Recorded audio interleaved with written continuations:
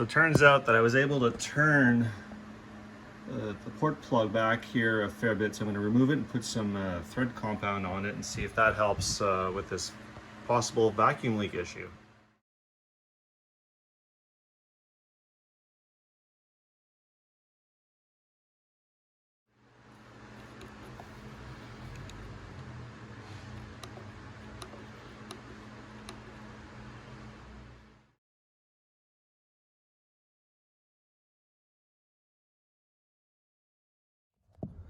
The fun little plug is the one down at here. The 1/4 plug is capped. 3/8 line goes to the PCV valve.